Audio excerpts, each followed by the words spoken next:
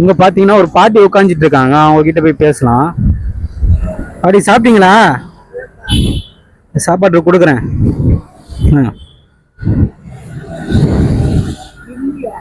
ஆமா, இன்னும் சாப்பிடலையா? காலைல மத்தியானமே ஆக போகுது.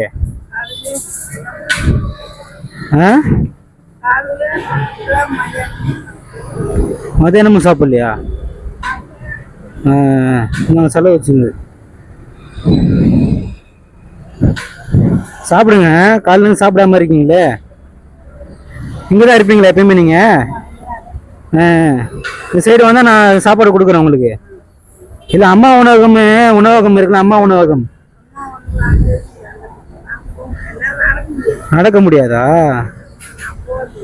சரி சரி சரி, சாப்பிடுங்க. போயிட்டு வரேன்.